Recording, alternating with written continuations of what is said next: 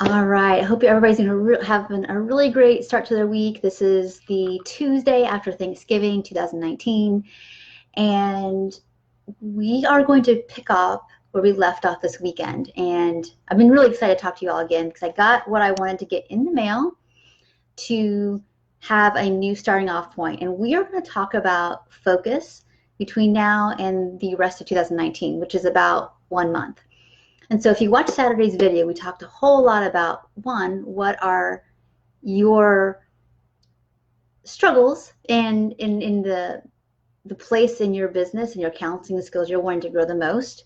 And most of you talked about distractibility and how easy it is to get focused on what everybody else is doing, two, to move away from what works. And so I think this book is just I haven't read it yet, and I highly recommend if you're interested in reading along with me and hearing about my updates on this little channel here about what I'm gleaning from this book, how I'm going to share it with you, and how we can apply it to our non-diet counseling skills and our non-icky business building, which is pretty much what this group has become, which I love it.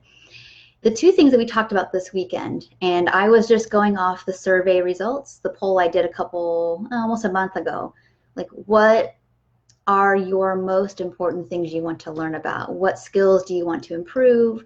And what needs to happen in your business to be able to serve more people and to do things you're passionate about. Not too many of us are passionate about, like, oh, I want to have this big business.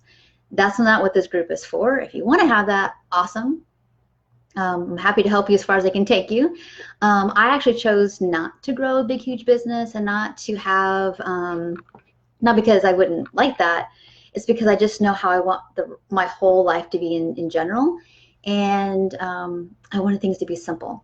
So I probably will never have a big nutrition practice of 6 dietitians working for me. I'm probably going to keep it to 1 or 2 at a time, have my interns, have all my different groups running, all that kind of stuff. And that feels about as big as I can manage. And so maybe you feel different. Maybe you're just like, I just be happy with getting my practice full.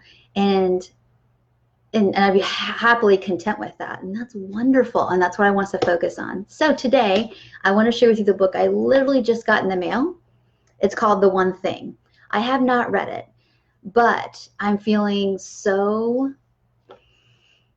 I know I'm on the right track for myself because I don't pay too much attention to what anybody else is doing anymore in terms of whether it's in the nutrition world or in the business world. I'm gotten laser focused for me, which is a big deal because I'm a bright, shiny thing chasing just as anybody else is.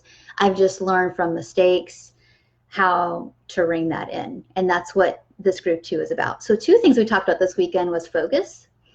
And what I'm hearing from you all is this overwhelming, like, I love working in person with people. And I think that sometimes when we're online and we see other people doing it, we think that we should too. And you can. It's just that maybe at this point in your business or your practice that you need to start in the community and grow from there. So you don't have so much pressure and stress on yourself and on your baby business to make something happen yesterday. That's the way things kind of turned out for me. And I didn't know that was going to be the path to having more flexibility and freedom ultimately to do. So I'm a pretty creative person, so I like to create products and videos and ebooks and all kinds of stuff. I'm always making something. I enjoy that. I think I know that me just seeing clients, I would get bored probably pretty quickly. So I like to be creative and make stuff, which is why you see me making stuff all the time, because that's what I do for fun. It just happens to also be, hopefully giving, and being a part of my business structure as well. But anyway, what I saw in the group and it was such a rich conversation. So if you haven't watched it, please go watch it. But on Saturday, people were just talking about how they kind of are moving away from the thing that got them to this point, which is like building relationships. And I am about relationship building. Number 1 in terms of marketing is that we need to build relationships because we're working with people. Our niche isn't like other things where we're selling widgets and coffee mugs and all kinds of stuff. It's like we are working with people, but especially we're trying to help vulnerable people who are so afraid to connect and don't want to be taken advantage of or hurt again. So they just kind of withdraw and don't do anything. And so it takes a long time. And I think if we don't forget that one of the quickest ways to build trust with clients to want to work with us is if they're referred by somebody that you know, that you've built relationships in your community. It doesn't have to be just therapists, but I recommend you go there first. And we talked about this. So if you, again, go back and watch the video. I'm not going to redo that part of it because I gave some actual very tangible strategies around doing that in your community. So we're picking up where we left off is that we're going to talk about this, the one thing. And I want to read something from it to you right now. So this is literally one of the first 2 or 3 pages. I flipped through it real quickly and I landed on this page, and it's in chapter 6 about discipline. And they talked about there's this pervasive idea that you have to be the most disciplined person to be the most successful. And they're saying, well, that's a lie. Actually, you don't have to be the most uber disciplined person to be successful. And you don't need to work yourself into the bone. They didn't talk about this here, but just from my own personal experience, working myself nights and weekends and all day long only led to burnout and didn't make me more successful. But here's what they say, and I 100% agree with it, is that you can become successful, whatever that means, and it's important that you take some time today, this week, moving into 2020, well, what would success look like? You know, for me, success looks like, you know, reaching more and more dietitians around trauma, integrating their practices and teaching those skills, which we're going to talk about in a second. And 2 is teaching you all how to focus and get really clear about what's important to you so you can focus, like they say in this book here. You can become successful with less discipline than you think for one simple reason. Success is about doing the right thing, not about doing everything right. And I think it's just like with social media. Don't try to be on all the platforms and do all of them kind of, because that's the kind of reach you're going to have, an impact you're going to have. It could be, what if you pick the place you most love connecting with people and genuinely love connecting with people with, and you do that as well as you possibly can and learn as much as you can. Facebook's kind of my jam, and YouTube is something that I love. And, you know, so I've been doing those for a long time. YouTube mostly, or I'm sorry, Facebook first. And, you know, kind of working my way into the YouTube world a little bit more strategically versus just slapping videos up. But, you know, I don't think I have Facebook mastered yet either. And I don't know that's not, I don't think Facebook's going to allow us to master it. That's the point, is that, but doing it enough, right? Doing right enough to reach people, to build trust, to show that you have something that can genuinely help people is what the point of all this is, right? And connection, because most of our clients and most of us get isolated. And so sometimes to learn how to be in a relationship with people, we do it here.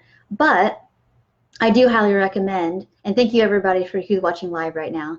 And I would just recommend that, like, but do not neglect your community, your local community. Even though most of my work is online, I'm pretty hooked in with all the Innisort therapists here, and then like a secondary circle and a tertiary circle of folks. And we all refer to each other. It's just that I still see people mostly, even if they're local. You know, I do other kind of work and visits here too, but just putting that out there, like, it needs to be part of your strategy. And you're going to feel less lonely, and you're going to feel like you're probably going to make some lifelong friends, to be honest, as well. And who doesn't want that? So be thinking about the one thing you can do today, the one thing you can do today to build a relationship, the one thing you can do today to, whether that is that you work on your blog post, whether that is you make that one phone call to a local physician, whether that is you spend 5 minutes on a worksheet that you've been trying to finish that you just felt passionate about, but you dropped it because you got busy. Whatever it is that you're feeling like that feels really, really vital to taking your business to the next level. Now, from the counseling perspective, is that I do know that a lot of us, because our work is is on that line between like the food piece and the relationship with food and the emotion. We are essentially nutrition therapists, and I think there's some acceptance that I hope that you have in your system about that. We're nutrition therapists, whether you're a coach or a dietitian or whatever.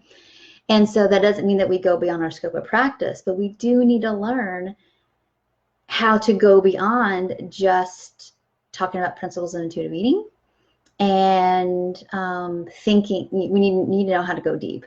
So something I would encourage you with, again, with one thing, is to go back and watch one of my counseling skill videos on YouTube on this, Tracy, somatic dietitian on YouTube, or just go back and scroll from the last year and a half on this group, and you'll find the videos you're looking for. If you've never done supervision, like, take a risk and do a session and see what you get out of it. If you don't know anything about polyvagal, go read about it so you know what regulation means. So when I teach more about it, like, that's, I was talking to a person in supervision yesterday, and she's like, gosh, I know how important this trauma integrated work is. I understand a little bit more about dissociation now, but what do I do with this framework? And I said, one thing you can always do, and it's at the heart of every trauma integrated session that I do, is work on regulation with your client. One thing. That's something you can do every single session that you will never mess up, and that you will help people's systems grow to be able to eat and ingest and digest better. If you have any questions about how to do that kind of work, what I'm even talking about, how to decode I feel fat feelings with a lot more ease and grace and confidence, just reach out to me. If that's something that, like, I don't even know what that stuff is, but I feel like I need to know about it to be a better nutrition therapist, just private message me. I'd be happy to do a conversation with you. There's no pressure. There is just, like, I want to know where you are so I can give you an idea of where you need to go, depending on what your goals are and who you want to work with. So if you are a more seasoned practitioner watching this video and like, yeah, I do all that stuff, I would love to hear from you. I want to hear from more newbies here. Where is it that you feel like is your one thing? Again, here's my book. What's the one thing that you feel like you don't know enough about, that scares you with going deeper with your counseling skills, with marketing? If you're more seasoned, it's like, what one thing do you think you need to go, if you're more seasoned, to go to the next level? Whether that is to raise your prices, maybe work less with the same impact, be able just to feel not guilty about taking Fridays off, whatever it is you want. What's the one thing that it's going to need to shift for that to happen? And I'd be happy to help. So thank you all so much for watching the replay of this, and I will talk to you. So basically right now I am doing these live videos on Tuesdays. You all requested that Tuesday, one video a week felt really good to you right now, and the rest of it's going to be over on here on the Facebook channel, other written didactic stuff, and then these live videos once a week is what is feeling like that's good in your system for the amount of time and bandwidth you have. So I'm honoring that right now. If you want more videos, they'll be here on the YouTube channel that you can watch as much or as many as you want to, any day you want to. All right, well, thank you all so much for watching now, and I will talk to you in the next video. Take care.